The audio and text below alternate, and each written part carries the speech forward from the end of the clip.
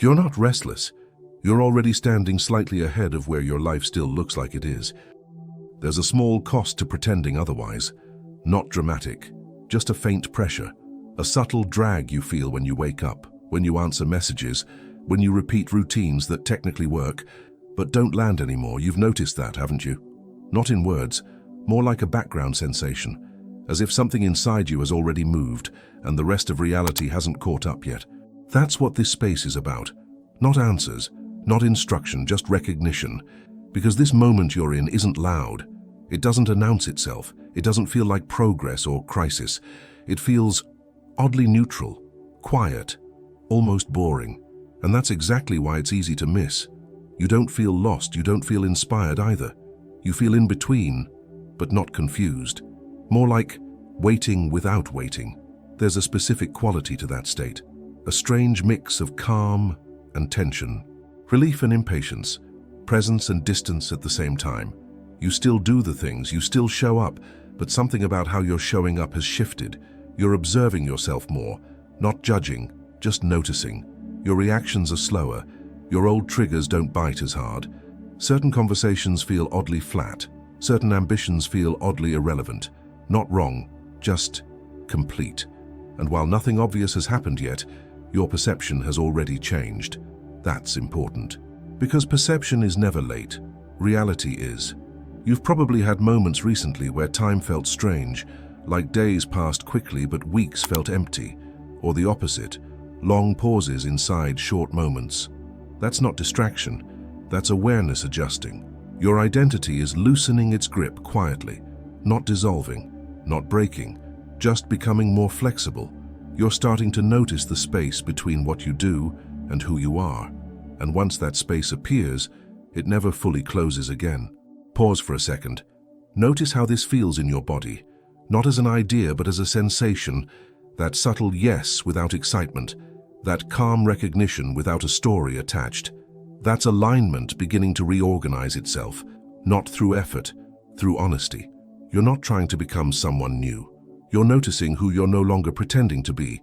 And that awareness, it creates a strange side effect. Things that used to motivate you now feel heavy.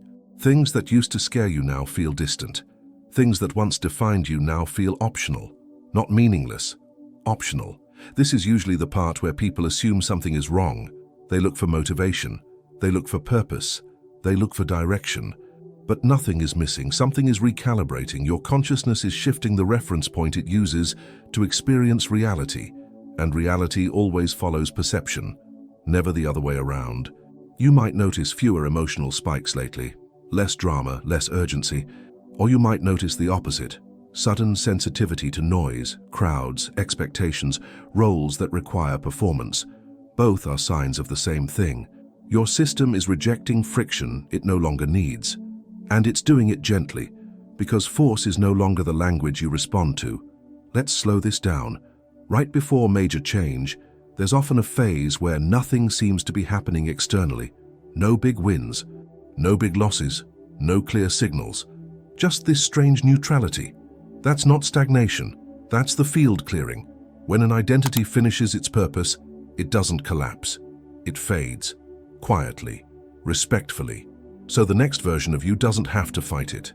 You might catch yourself thinking, I don't know what I want anymore. That's not confusion. That's honesty without placeholders. Your old desires were shaped by who you needed to be to survive, to belong, to be seen. Now those needs are softer. And when the pressure disappears, so do the borrowed goals. What's left isn't emptiness, it's openness.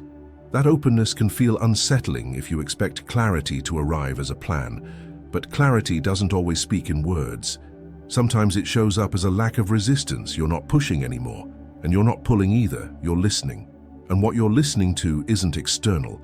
It's the quiet intelligence of your own awareness. This is usually when synchronicities slow down, not increase. Less signs, less confirmation, because you don't need reassurance anymore. You trust the mirror. Reality doesn't need to convince you of who you are when you already feel it.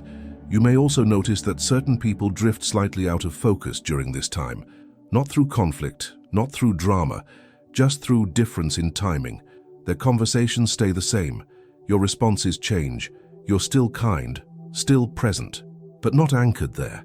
And you don't need to explain that to anyone. You're not ahead, you're not behind, you're just aligned with a different rhythm. Around now, many people try to do something to speed things up. They add, they optimize, they chase clarity. But acceleration doesn't come from movement. It comes from coherence. When your internal field stabilizes, the external world reorganizes around it. Not as reward, as reflection. This is the part no one warns you about. Before the next phase appears, the current one often goes quiet, not empty, quiet, like a held breath. And if you're paying attention, you can feel it, right here, right now.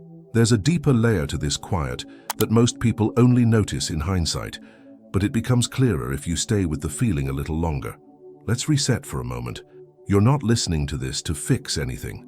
You're listening because something already makes sense, even if you can't phrase it yet. That's how recognition works. It arrives before language. Think about how often you've outgrown things without realizing it at first. A habit, a role, a version of yourself that once felt necessary. You didn't decide to let it go. You simply stopped needing it. This moment is like that, except bigger. It's not about one behavior or belief. It's about orientation. Your sense of self is shifting from effort-based to presence-based, from identity as performance to identity as awareness. And awareness doesn't chase outcomes. It notices alignment.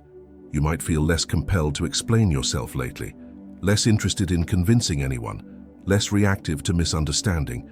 Not because you don't care, because your sense of self no longer depends on being mirrored externally. That's a quiet kind of freedom, and freedom often feels anticlimactic at first.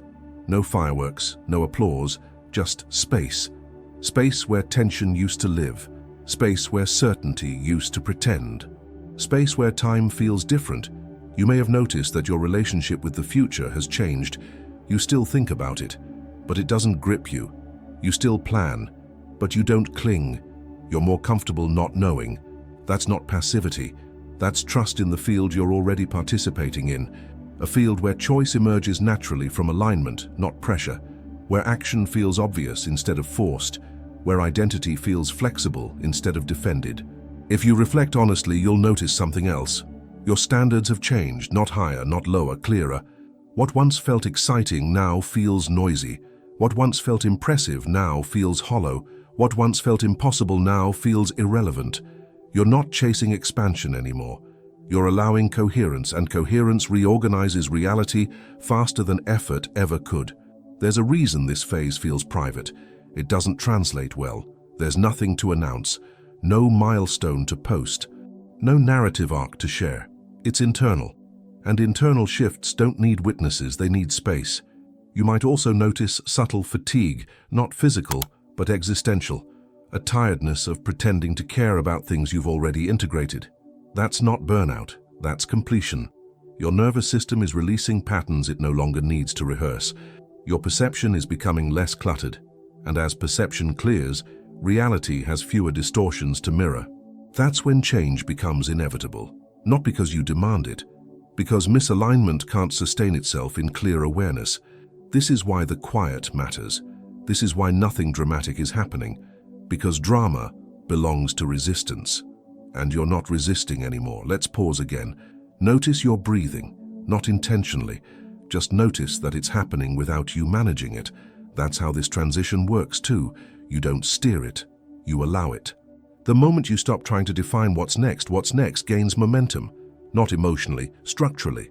Your life begins rearranging itself around who you already are, not who you were maintaining. This is usually when unexpected opportunities appear later, not immediately. Later, because reality needs time to catch up with perception, and perception already moved. You might find yourself drawn to simpler things: silence, depth, honest conversation, unfiltered experiences. Not because you're withdrawing, because your awareness has refined. Noise no longer feels neutral, it feels intrusive, and clarity feels nourishing. That's not asceticism, that's alignment. The more aligned you become, the less tolerance you have for internal contradiction. You notice when you say yes out of habit, when you agree out of politeness, when you participate out of inertia, and slowly, gently, you stop, not dramatically, just honestly. And honesty has consequences, quiet ones. The kind that reshape timelines. There's a concept explored more deeply in parallel realities, not as theory but as lived recognition, that when you stop identifying with effort, you begin selecting experiences through resonance. You don't jump, you drift. And drifting doesn't look impressive from the outside, but it's precise. Your awareness is choosing paths your old identity wouldn't have recognized as valid. And that's why this phase feels unfamiliar. You're not lost, you're unlabeled. And unlabeled states feel empty only if you're used to definitions. But emptiness is fertile. It's where perception reorganizes itself. It's where the next version of self becomes obvious without being announced. You don't need motivation here.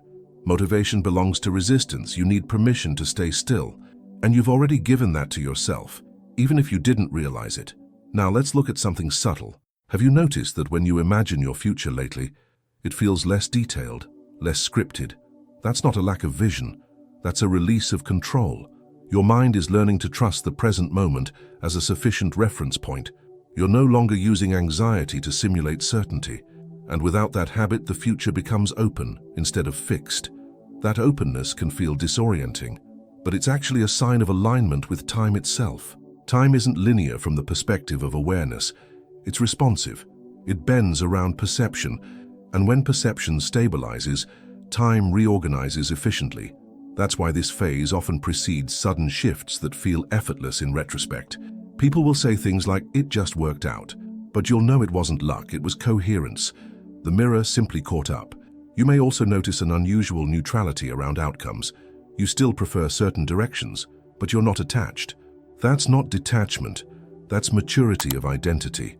You trust yourself to respond intelligently to whatever appears, so you don't need guarantees. This is also when the collective field subtly enters awareness, not as a burden, as context. You sense that many people are quietly recalibrating at the same time, not together, separately, individually, and yet somehow in resonance. It's not a movement, it's not visible, but it's happening.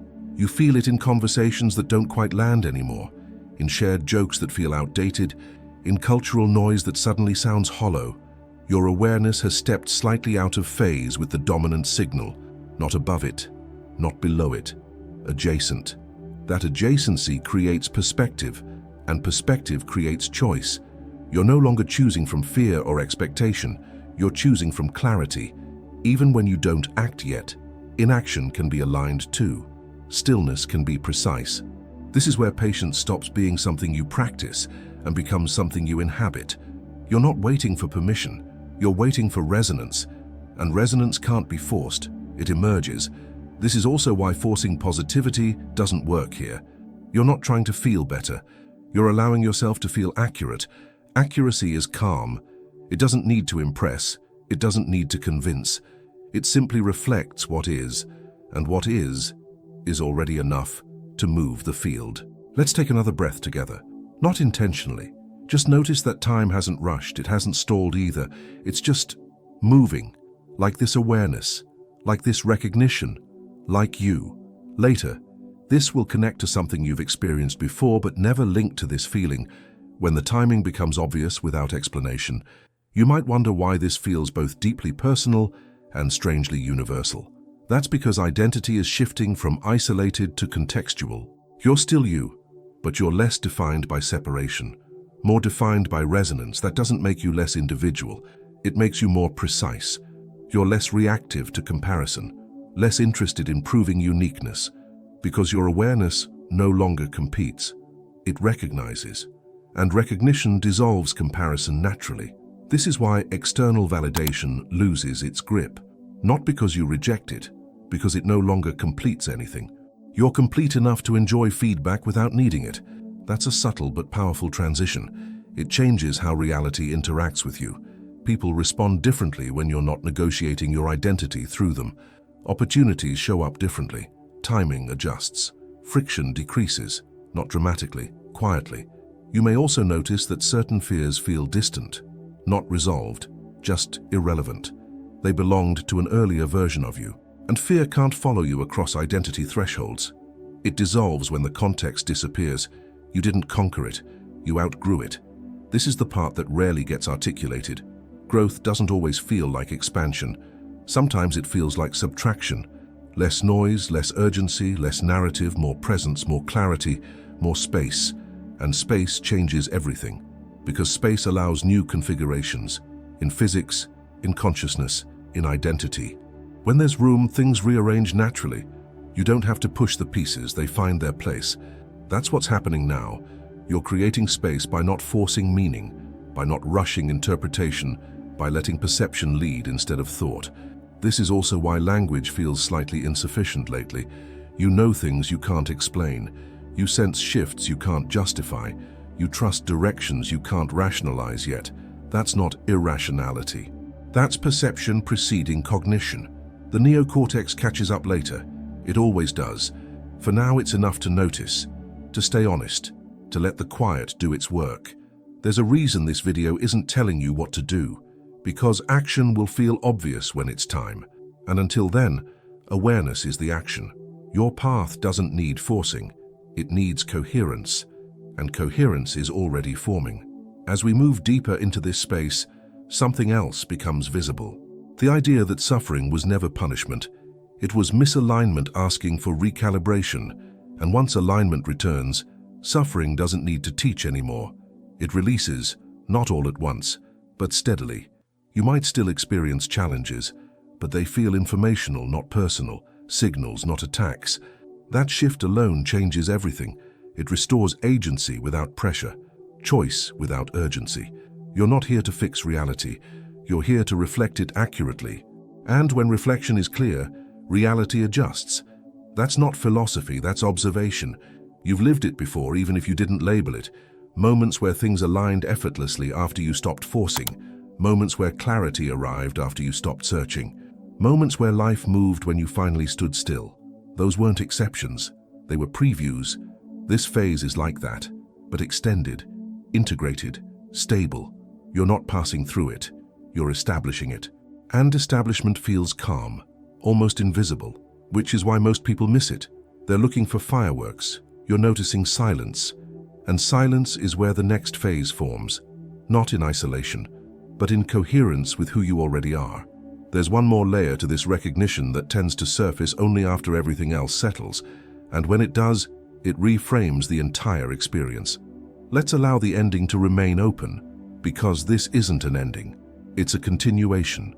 The awareness you're feeling now will keep unfolding after this voice fades, in conversations, in choices, in moments of stillness you didn't plan. You don't need to remember everything that was said. You only need to trust what was recognized, that quiet clarity, that sense of rightness without excitement, that feeling of standing at the edge of something without leaning forward. That's where coherence lives, and coherence doesn't rush. It aligns. You're already there. And whatever comes next will meet you at the exact depth you're ready for. Not because you asked, because you're aligned enough to receive it. Stay with that. Let it echo. The conversation doesn't end here. It continues as you. You're still doing the same things, but they don't echo back anymore. The effort lands flat. The reactions are muted. The world feels less responsive, not hostile, just indifferent. And that's uncomfortable in a very specific way, because it's not rejection. It's completion. You haven't failed this phase of your life, you've finished it. Most people misread this moment. They think they need to try harder, be louder, more convincing, more visible. But the signal isn't weak. It's outdated. Reality responds to coherence, not repetition. And you're no longer coherent with the version of you that built this timeline. So the feedback loop quiets down. Less friction, less reward, less response. That silence feels personal at first, but it isn't. It's structural. Your awareness has moved. The field hasn't caught up yet. And during that gap, nothing mirrors you clearly. This is where impatience shows up, not as urgency, as restlessness. You might feel the urge to do something, anything, to reignite momentum. But momentum doesn't restart through motion. It restarts through identity alignment. The moment you stop performing the old self, the field recalibrates. Not instantly, but precisely. This neutral phase isn't punishment. It's a buffer. A pause where the old timeline finishes dissolving without pulling you back into it. That's why forcing action here feels wrong. You can sense it. Your body resists fake urgency. Your mind resists borrowed goals. You're not blocked. You're between reflections. And that space feels empty only if you expect constant feedback. But silence is feedback too. It's reality saying, I don't recognize that version of you anymore. And that's not loss. That's freedom. Later, this quiet will make sense in a way that feels obvious, but only after you stop asking it to respond. Notice how nothing here asks you to change, only to notice what already has. There was a time when urgency ran your life, deadlines, decisions, pressure disguised as motivation. It felt normal, necessary, but lately, it's gone quiet. You still care, you still choose, but nothing feels like an emergency anymore, and part of you wonders if something broke. It didn't.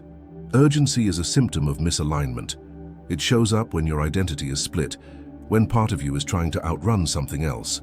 When alignment settles in, urgency fades, not motivation, urgency. The nervous system relaxes its grip, and without that pressure, clarity surfaces. That's why your decisions feel slower but cleaner, why you don't rush into explanations, why you pause before responding, not out of doubt, but accuracy. You're no longer reacting to time, you're responding to coherence. This is also why chaos around you feels louder now, not because it increased, because you stepped out of it. Your perception widened, and from here, urgency looks like noise. That doesn't make you passive, it makes you selective. You don't need to move fast when your direction is aligned. Speed only matters when you're unsure, and you're not unsure anymore. You're just not pretending to know before you actually do. That patience isn't delay, it's precision. Reality rearranges itself faster around calm clarity than around frantic effort. That's not a belief, that's pattern recognition. You've seen it before, moments where waiting felt risky, until it turned out to be perfect timing. Those weren't coincidences, they were alignment without urgency. There's a deeper reason urgency drops right before a major shift, and it connects to how time actually responds to awareness.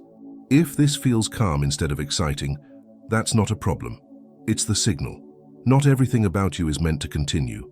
That sounds harsh, but it's actually gentle. Certain traits had a purpose. They protected you, positioned you, helped you survive a specific context. But they aren't you. They were strategies. And strategies have lifespans. Right now, you may feel a subtle grief you can't explain. Not for people, not for situations, for versions of yourself, ways you used to think, react, want. They don't feel wrong, they just don't respond anymore, and trying to carry them forward feels heavy. This is where people get stuck. They try to upgrade old identities instead of releasing them, but identity doesn't upgrade, it shifts, and shifting requires letting some things end quietly. No ceremony, no apology, just acknowledgement. You're not betraying who you were. You're honoring the fact that they did their job, and now they're done. That's why nostalgia feels different lately. Less emotional, more observational. You can remember without longing. That's a sign of completion. When identity integrates, it stops pulling you backward.